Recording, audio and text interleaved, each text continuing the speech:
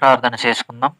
పరలోకమందున్న మా కన్న తండ్రి, మీకు కృతజ్ఞత స్తోత్రాలు తెలియజేస్తూ ఉన్నాము తండ్రి. ఈ యొక్క సమయంలోనైనా గ్రంథంలో వ్రాయబడినటువంటి మాటలను గూర్చి ఆలోచన చేయుచుండగా, మీ గ్రంథంలో చెప్పబడినటువంటి మాటలను బట్టి మా జీవితాలను మేము మార్చుకొని మీకోసం బ్రతకగలిగేటటువంటి మంచి మనసును మాకందరికీ దయచేయమని కోరుతూ క్రీస్తు నామమున ఈ చిన్ని ప్రార్థన సమర్పిస్తున్నాము తండ్రి. ఆమేన్.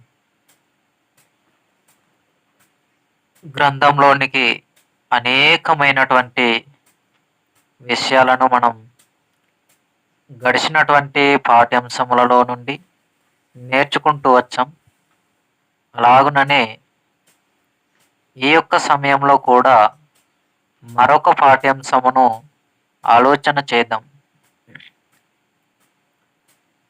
ఈరోజు మన పాఠ్యాంశం ఏమిటి అనంటే, ప్రార్థన ఎవరికి చేయాలి? ప్రార్థన ఎవరికి చేయాలి? ప్రార్థన ఎవరికి చేయాలి?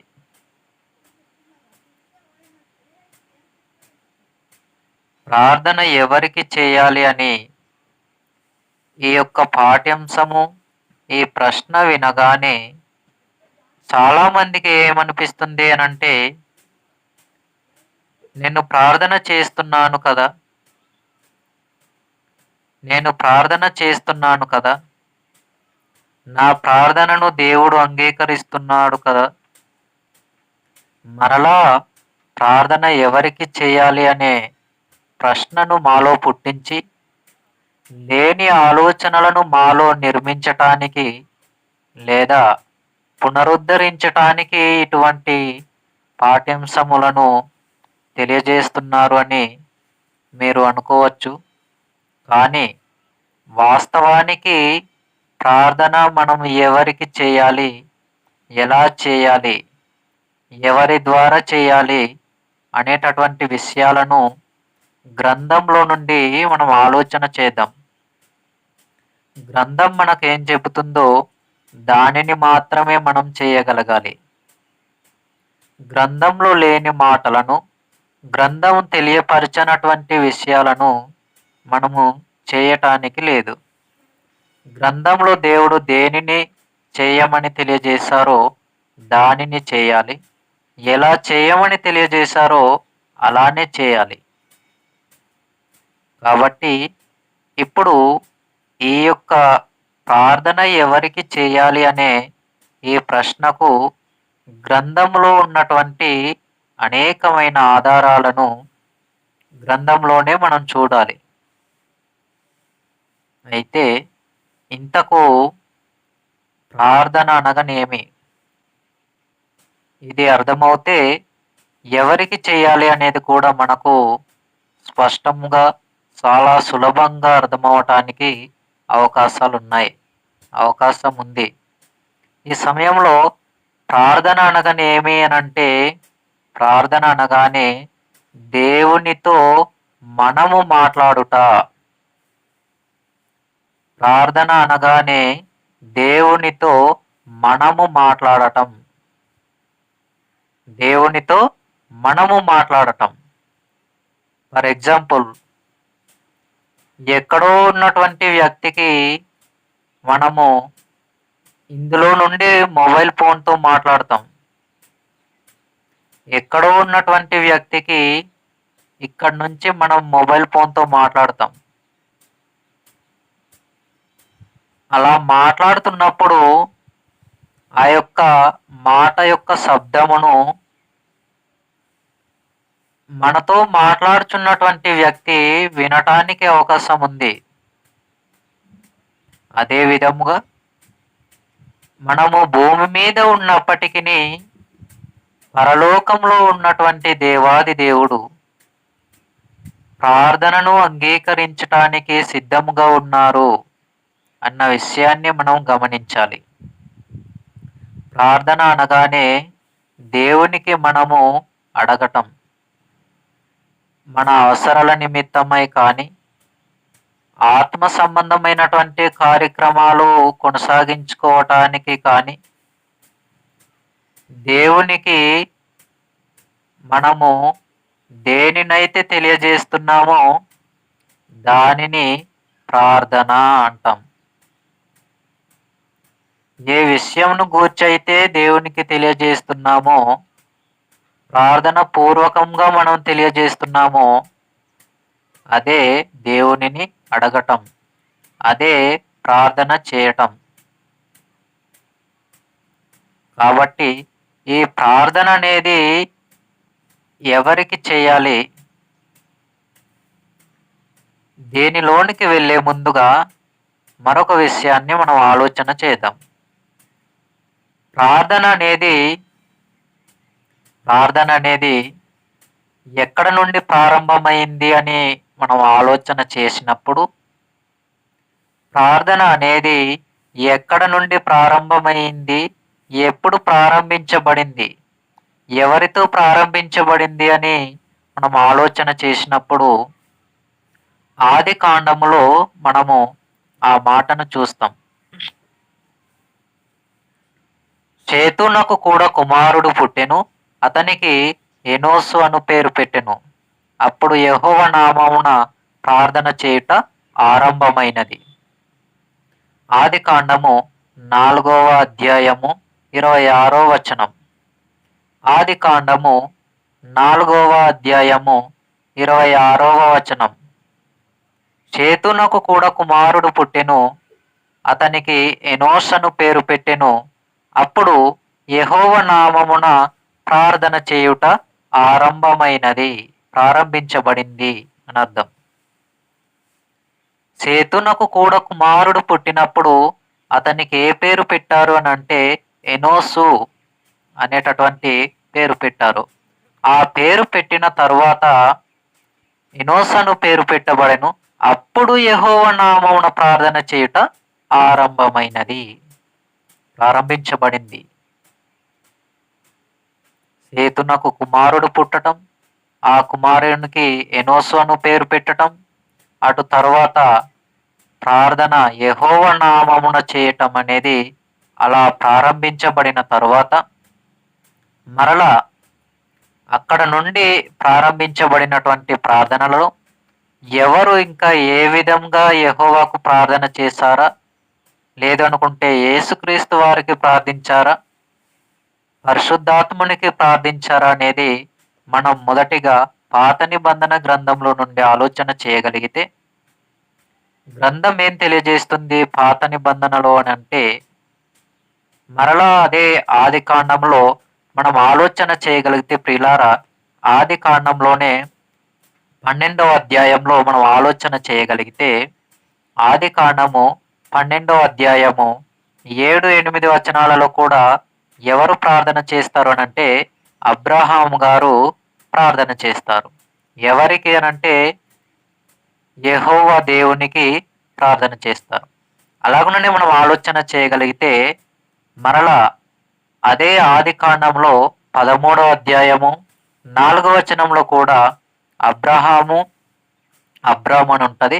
అబ్రహాముగా మార్చబడక ముందు అబ్రాము గారు మరలా యెహోవా నామముననే యెహోవాకు ప్రార్థన చేసినట్టుగా మనం చూస్తాం. యెహోవాకు తండ్రి అయిన దేవునికి ప్రార్థన చేసినట్టుగా మనము ఎక్కడ చూస్తామనంటే ఆది కాండము 13వ అధ్యాయము 4వ వచనంలో మనము గ్రంథంలో చూస్తాం. ఇలా మనం ఆలోచన చేయగలిగితే ఇసాకు గారు కూడా ప్రార్థన చేశారు. అబ్రాము కుమారుడైనటువంటి ఇసాకు గారు కూడా ఎవరికి ప్రార్థన చేస్తారు అనంటే యెహోవా దేవునికి ప్రార్థన చేసినట్టుగా గ్రంథం మనకు తెలియజేస్తుంది. ఇసాకు గారు కూడా ఎవరికి ప్రార్థించినట్టుగా గ్రంథం తెలియజేస్తుంది అనంటే, ఎవరికి ప్రార్థించినట్టుగా గ్రంథం తెలియజేస్తుంది అనంటే యెహోవా దేవునికి ప్రార్థించినట్టుగానే గ్రంథం తెలియజేస్తుంది. ఎవరు? ఇస్సాకు గారు కూడా. ఆది కాండము 26వ అధ్యాయము 25వ వచనంలో కూడా ఈ మాట మనకు కనిపిస్తుంది. ఇస్సాకు గారు యెహోవా దేవునికి ప్రార్థించినట్టుగా. ప్రారంభంలో ఉన్నటువంటి అనేక మంది కూడా యెహోవా దేవునికి ప్రార్థించినట్టుగానే గ్రంథంలో ఆధారాలున్నాయి. నెహెమ్యా గారు కూడా యెహోవా దేవునికి ప్రార్థించినట్టుగా గ్రంథంలో చాలా ఆధారాలు ఉన్నాయి. నెహెమ్యా గారు ప్రార్థించినట్టుగా ఫర్ ఎగ్జాంపుల్ నెహెమ్యా గ్రంథంలో మొదటి అధ్యాయము 11వ వచనంలో నెహెమ్యా గారు కూడా ఎవరిని ప్రార్థిస్తారు అనంటే, అతను రాజుగారికి గిన్నె అందించేటటువంటి వ్యక్తి అయినప్పటికీ అతను ఎంత గొప్ప దేవునికి ఇష్టమైన వానిగా ఉన్నారు అనంటే, యెహోవా దేవునికి ప్రార్థించేటటువంటి లక్షణాన్ని కలిగి ఉన్నటువంటి వారే నెహెమ్యా గారు. నెహెమ్యా గ్రంథం మొదటి అధ్యాయం 11వ వచనంలో మనకు ఆ మాట కనిపిస్తుంది. కాబట్టి మనం ఆలోచన చేయగలిగితే ఏదేమైనప్పటికీ అదే విధంగా మరొక సందర్భాన్ని మనం ఆలోచన చేయగలిగితే దానియేలు గ్రంథంలో కూడా దానియేలు గారు ఎవరికి ప్రార్థన చేస్తారు అనంటే 6వ అధ్యాయము 10వ వచనంలో, దానియేలు గ్రంథం 6వ అధ్యాయం 10వ వచనంలో ఎవరికి ఈయన ప్రార్థన చేస్తారు అనంటే దానియేలు గారు దేవునికి ప్రార్థన చేస్తారు. యెహోవా దేవునికి ప్రార్థన చేస్తారు. వీటన్నింటిని బట్టి మనకు ఏమర్థమవుతుంది అనంటే, ప్రార్థన మనం ఎవరికి చేయాలి అనంటే తండ్రి అయిన దేవునికి చేయాలి. తండ్రి అయిన దేవునికే మనము ప్రార్థన చేయాలి. గ్రంథంలో మనం చూసాం ఇంతవరకు పాత నిబంధనలో ఉన్నటువంటి ఆనాటి భక్తులు యెహోవా దేవునికి ప్రార్థించినట్టుగా మనం గ్రంథంలో కొన్ని వచన ఆధారాలను ఇప్పుడు చూసాం. వీటిని బట్టి మనం ఆధారం చేసుకోగలిగితే మనము కూడా యెహోవా దేవునికి ప్రార్థించాలి అన్న మాట మనకు స్పష్టంగా అర్థమవ్వాలి. కాబట్టి మనం ఆలోచన చేయగలిగితే ప్రియులారా, క్రీస్తు వారు కూడా ప్రార్థన చేసే సమయంలో క్రీస్తు వారు కూడా ప్రార్థన చేస్తూ మనకు అర్థం కావటానికి, మనం ఎవరికి ప్రార్థన చేయాలో మనకు అర్థం కావటానికి చెప్తున్నటువంటి విషయాలు. క్రీస్తు వారు కూడా ప్రార్థన చేస్తూ ఎవరికి ప్రార్థించారు అనంటే, క్రీస్తు వారి యొక్క ప్రార్థనలో కూడా మార్క్స్ వార్త మొదటి అధ్యాయం 35వ వచనంలో ఆయన ఎవరికి ప్రార్థన చేశారు అనంటే తండ్రి అయిన దేవునికి కృతజ్ఞతాస్తుతులు చెల్లించారు. లాజరు గారు చనిపోయినప్పుడు కూడా క్రీస్తు వారు వెళ్ళి 4 దినాల తరువాత కూడా క్రీస్తు వారు వెళ్ళి సమాధిలో నుండి లాజరును బయటికి రప్పించే ముందుగా, బయటికి రమ్మని చెప్పేదానికి ముందుగా ఏం చేశారు అనంటే తండ్రి అయిన దేవాది దేవునికి కృతజ్ఞతాస్తుతులు తెలియజేశారు. ఎవరు? కుమారుడైనటువంటి యేసుక్రీస్తు వారు. ఆ మాట మనకు ఎక్కడ కనిపిస్తుంది అనంటే యోహాను సువార్త 11వ అధ్యాయము 41వ వచనంలో మనం చూస్తాం. యోహాను సువార్త 11వ అధ్యాయము 41వ వచనంలో ఈ మాట మనకు చాలా చాలా స్పష్టంగా కనిపిస్తుంది. క్రీస్తు వారు కూడా మనకు ఏం నేర్పించారు అనంటే తండ్రి అయిన దేవునికి ప్రార్థన చేయాలి అని మనకు క్రీస్తు వారు కూడా చాలా స్పష్టముగా ఆ యొక్క మాటను మనకు అర్థమయ్యే రీతిగానే తెలియజేశారు. మరలా ఆలోచన చేయగలిగితే మత్తయి సువార్త 6వ అధ్యాయం 6వ వచనాన్ని మనం గమనించినప్పుడు ఎలా ప్రార్థన చేయాలి, ఎవరికి చేయాలి అనంటే పరలోకమందున్నటువంటి తండ్రికి, రహస్యమందున్న తండ్రికి తలుపు వేసి, లోపలికి వెళ్ళి తలుపు వేసి ప్రార్థన చేయమన్నాడు. అంటే పరలోకంలో ఉన్నటువంటి తండ్రికి మనము ప్రార్థన చేయాలి అన్న విషయాలను చాలా సందర్భాలలో మనం గ్రంథంలో చూడగలం. కాబట్టి మనం ఆలోచన చేయగలిగితే కుమారుడైనటువంటి క్రీస్తు వారు కూడా ఎవరికి ప్రార్థన చేసినట్టుగా గ్రంథం తెలియజేస్తుంది మనకు అనంటే తండ్రి అయిన దేవునికి, యెహోవా దేవునికి ప్రార్థన చేసినట్టుగానే గ్రంథంలో ఉన్న ఆధారాలను బట్టి మనకు అర్థమవుతుంది. కనుక మనము కూడా ఏ విధంగా ప్రార్థించాలి? క్రీస్తు వారు కూడా తండ్రికి ప్రార్థించారు. అలాగనే ఇంకా మనం అనేకమైనటువంటి విషయాలను ఆలోచన చేయగలిగితే క్రీస్తు వారు రొట్టెను తీసుకున్న తర్వాత కూడా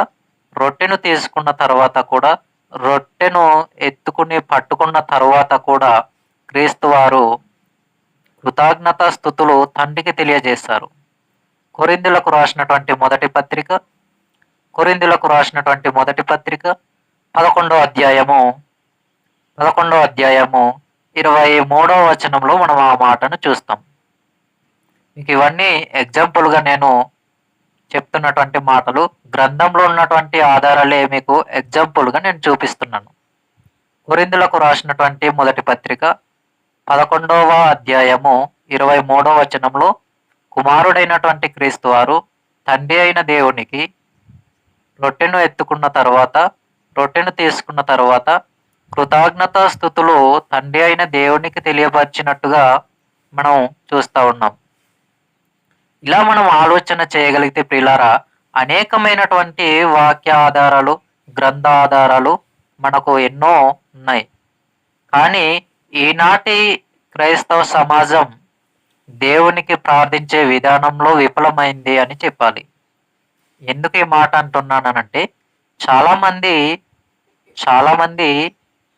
తండ్రి అయినటువంటి దేవాది దేవునికి ప్రార్థన చేయటం లేదు. మరి ఎవరికి ప్రార్థిస్తున్నారు అని అంటే కుమారుడైన క్రీస్తు వారికి. అలాగుననే పరిశుద్ధాత్మకు కూడా ప్రార్థించేవారు చాలామంది లేకపోలేదు. పరిశుద్ధాత్మనికి ప్రార్థించేవారు ఉన్నారు, కుమారుడైన క్రీస్తు వారికి ప్రార్థించేవారు ఉన్నారు, తండ్రి అయిన దేవునికి కూడా ప్రార్థించేవారు ఉన్నారు. ఈ ముగ్గురికి కలిపి కూడా ప్రార్థించేవారు ఉన్నారు. కాబట్టి గ్రంథం మనకేం తెలియజేస్తుంది? ముగ్గురికి ప్రార్థన చేయమని తెలియజేస్తుందా? తండ్రి అయిన దేవునికి ప్రార్థించమని తెలియజేస్తుందా? కుమారుడైన క్రీస్తుకు ప్రార్థించమని తెలియజేస్తుందా? పరిశుద్ధాత్మునికి ప్రార్థన చేయమని తెలియజేస్తుందా? దీనిని మనం ఆలోచన చేయగలిగితే గ్రంథంలో చెప్పబడిన మాట ప్రకారంగానే మనం చేయాలి. గ్రంథంలో లేని మాటను మనము జోడించి ప్రార్థించటానికి కానీ, ఆచరించటానికి కానీ, వెంబడించటానికి కానీ, పాటించటానికి కానీ అవకాశం లేదు. అలా చేయగలిగితే, లేని దానిని మనము ఉన్నట్టుగా చేయగలిగితే, మనము గ్రంథంలో లేని విషయాలను ఆచరించు వారిగా ఉండగలిగితే ప్రమాదము మనకే. ఎవరైతే గ్రంథంలో లేని మాటల ప్రకారంగా జీవిస్తారో వారికే ప్రమాదం. కనుక గ్రంథం ఏం చెబుతుంది అని అంటే, కుమారుడైన క్రీస్తు వారి పేరట తండ్రి అయిన దేవునికి కృతజ్ఞతాస్తుతులు తెలియజేయమనే గ్రంథం మనకు తెలియజేస్తుంది. ఫర్ ఎగ్జాంపుల్ మనం ఆలోచన చేయగలిగితే కొలసి పత్రికలో 3వ అధ్యాయం 17వ వచనంలో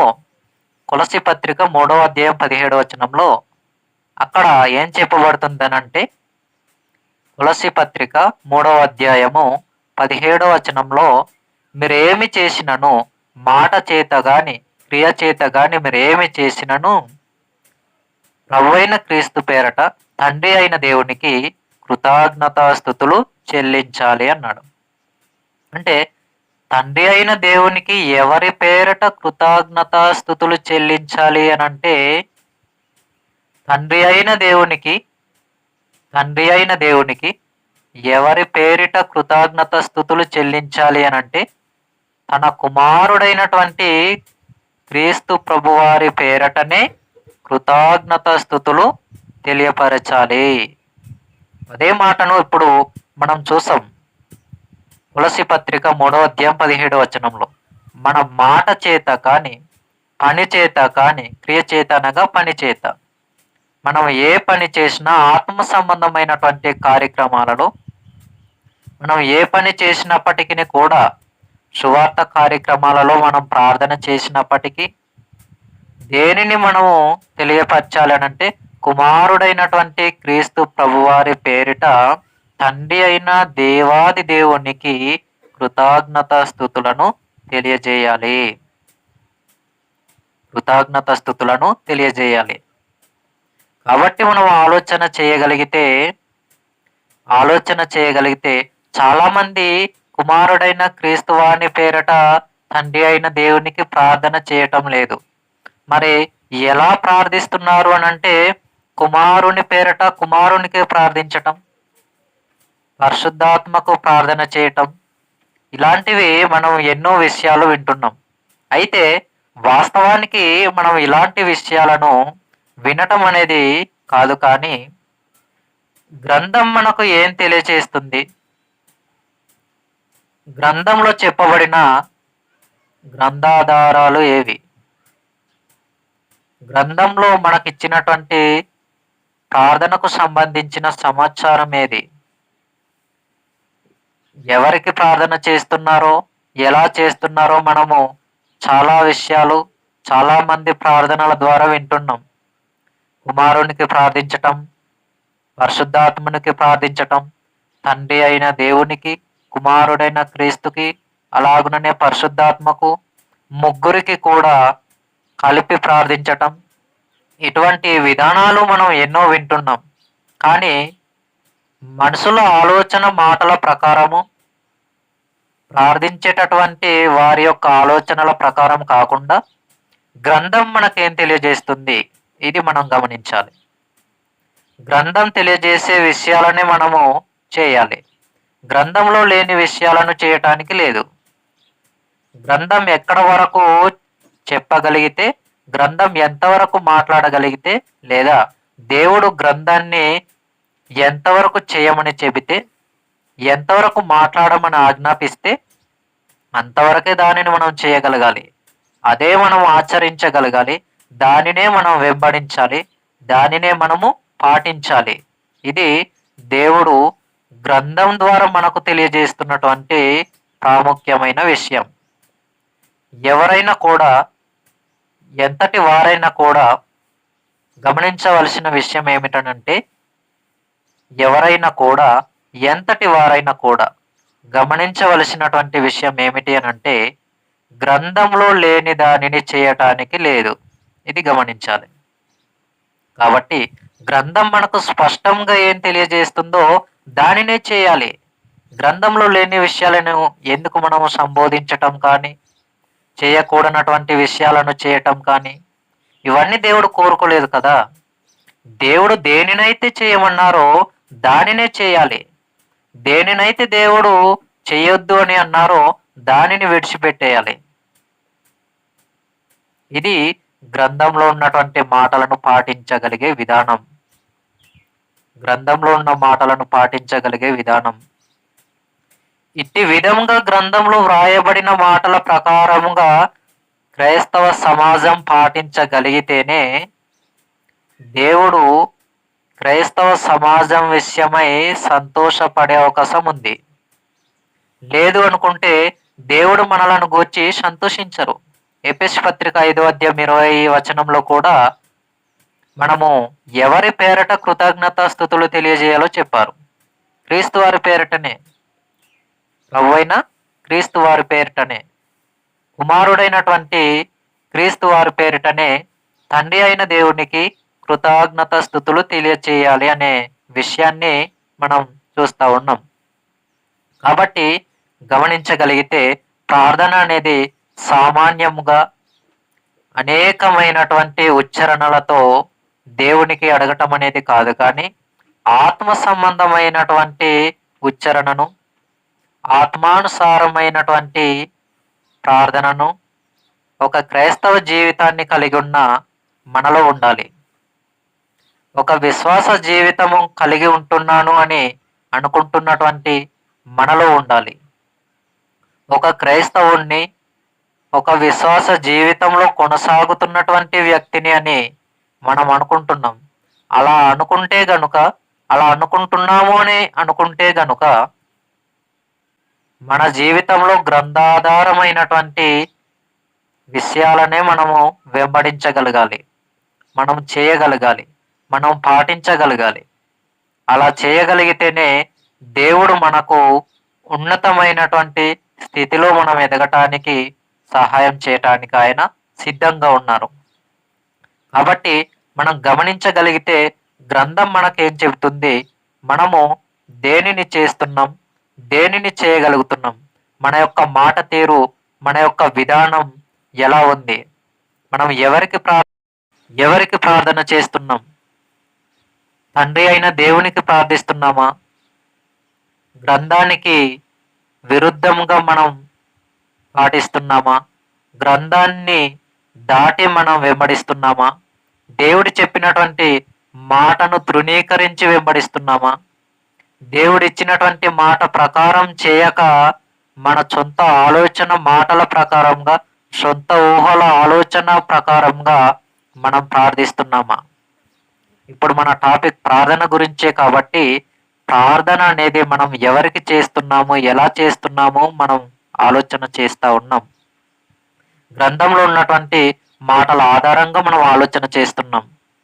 గ్రంథం ఏం చెబుతుంది అని అంటే, యెహోవా దేవునికి మాత్రమే, తండ్రి అయిన దేవాది దేవునికి మాత్రమే, కుమారుడైన క్రీస్తువాని పేరట ప్రార్థించాలని, కృతజ్ఞతా స్తుతులు తెలియజేయాలి అని ఇట్టి విధంగా గ్రంథం మనకు తెలియపరుస్తుంది. చాలామంది సేవకులు అని, చాలామంది సేవకులము అని, బోధకులము అని, నాయకులము అని, లేదా సంఘ కాపరులము అని చాలామంది అనుకుంటున్నారు, చాలామంది చెప్పుకుంటున్నారు. కానీ ప్రార్థన విషయానికి వచ్చేసరికి, పరలోకానికి చేర్చగలిగే ప్రార్థన విషయానికి వచ్చేసరికి విఫలమవుతున్నారండి. ఇక్కడ గమనించాలి. ప్రార్థన అనేసరికి ఎవరికి చేయాలో తెలియనటువంటి పరిస్థితి. మరలా ఒక్కొక్క సేవకులు, ఒక్కొక్క బోధకులు, ఒక్కొక్క సంఘ కాపరులు 5-10 సార్లు బైబిల్ తిరిగేసి చదివామని అంటారు. ఇక్కడ అపార్థం చేసుకోకూడదు, అపార్థం ఎవరు కూడా చేసుకోకండి.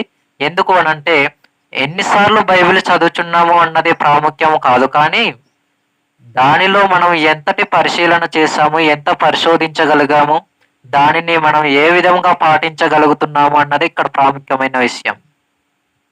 ఎన్నిసార్లు బైబిల్ చదివినా గ్రంథంలో ఉన్నటువంటి మాటల ప్రకారము చేయక, గ్రంథంలో లేని మాటల ప్రకారంగా, మన సొంత ఆలోచన మాటల ప్రకారంగా, సొంత ఆలోచన మేరకు మనం చేయగలిగితే అది దేవుని దృష్టికి అనుకూలమైనటువంటి పరిస్థితి అయితే కాదు. ఇది గమనించాలి. నేను సేవకులను, సంఘ కాపరులను తప్పు పడుతున్నానని కాదు, వారిని దూషిస్తున్నానని కానీ, లేదు అనుకుంటే వారికి వ్యతిరేకంగా నేను మాట్లాడుతున్నాను అని కాదు, కానీ ఎంతటి వారైనప్పటికీ, ఎన్నిసార్లు గ్రంథాన్ని చదివిన వారైనప్పటికీ మనం గమనించవలసిన విషయం ఒకటే. ఆ విషయం ఏమిటి అని అంటే, ప్రార్థన విషయానికి వచ్చేసరికి మనము కుమారుడైన క్రీస్తు వారి పేరటనే తండ్రి అయిన దేవునికి కృతజ్ఞత స్తుతులను తెలియచేయాలి. తండ్రి అయిన దేవునికి కుమారుడైన క్రీస్తు వారి పేరటనే ప్రార్థన చేయాలి. ఆ విధంగా లేదండి ఈరోజు ప్రార్థించేటటువంటి క్రైస్తవ సమాజం.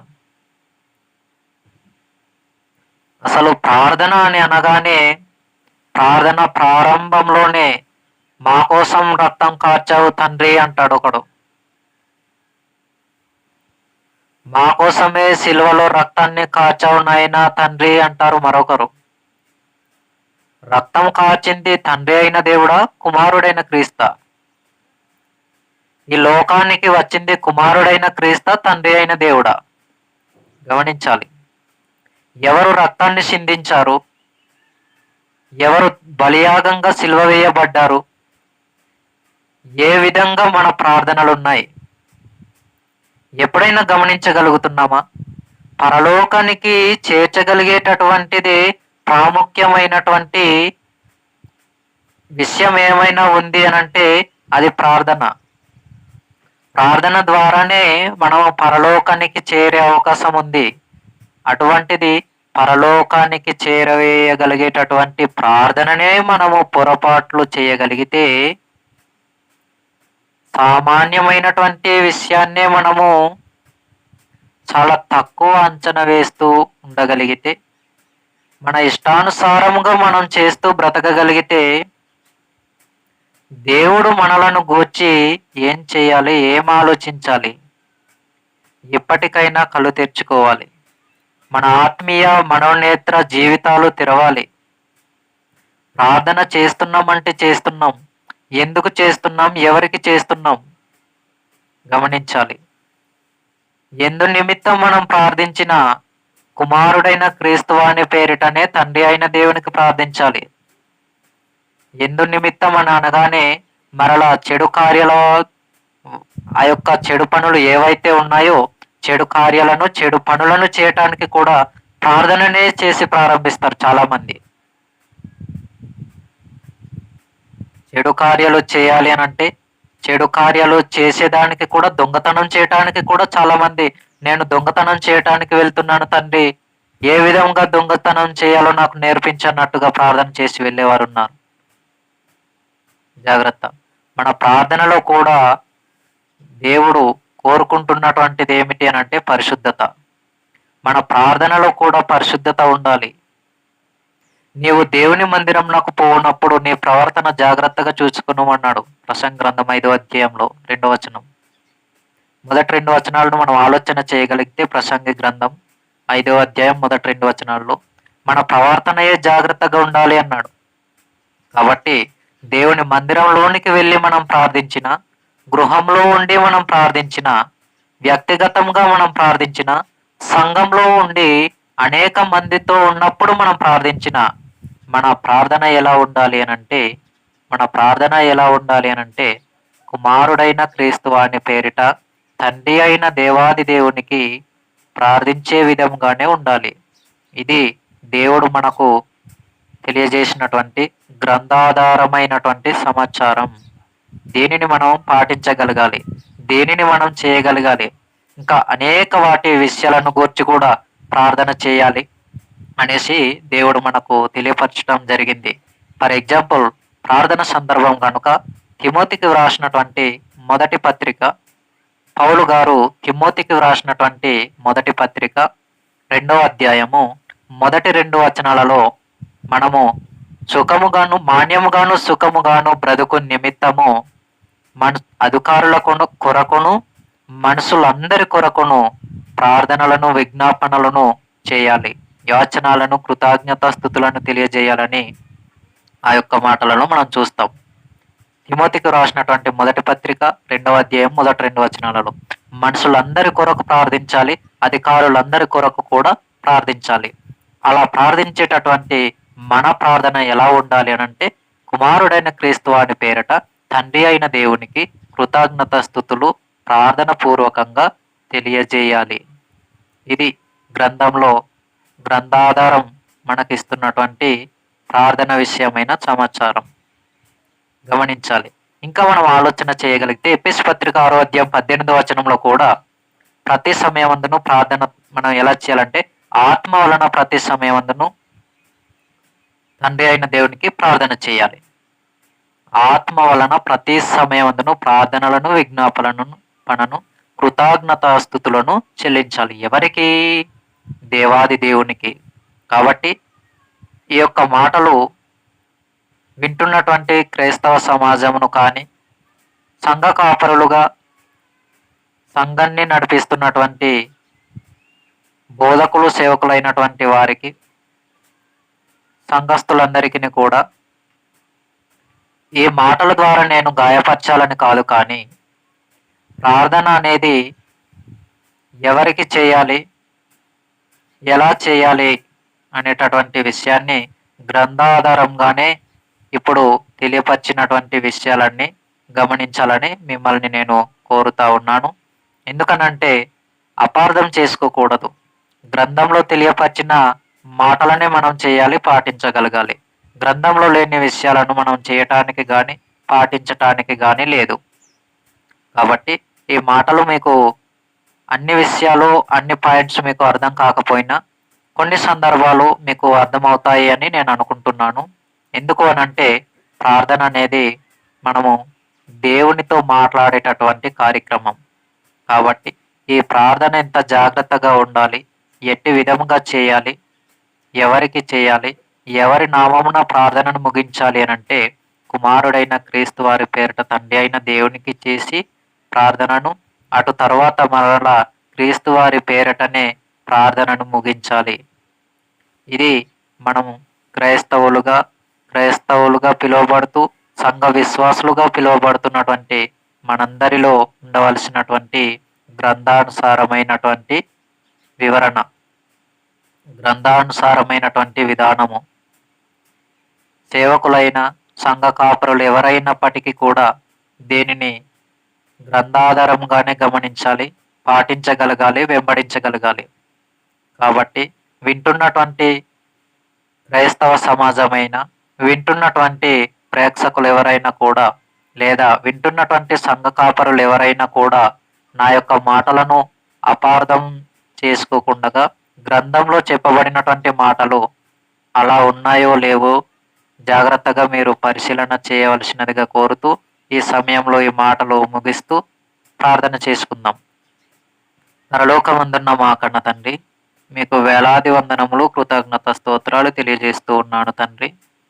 ఇంతవరకు నైనా మీరు గ్రంథంలో వ్రాయించిన మాటలలో నుండి కొన్ని విషయాలు తండ్రి తెలియపరచడం జరిగింది నైనా. ప్రార్థన ఎవరికి చేయాలి అనే పాఠ్యాంశంపై తండ్రి మీ పిల్లల మధ్యన మీ మాటలను అందించాను తండ్రి. మీకు మాత్రమే మీ ప్రియ కుమారుడైన క్రీస్తు వాణి ద్వారా కృతజ్ఞత స్థుతులు మీకు తెలియజేయాలని మీ యొక్క గ్రంథంలో ఉన్నటువంటి మాటలను బట్టి మేము చూసాము, ఆలోచన చేశాము తండ్రి.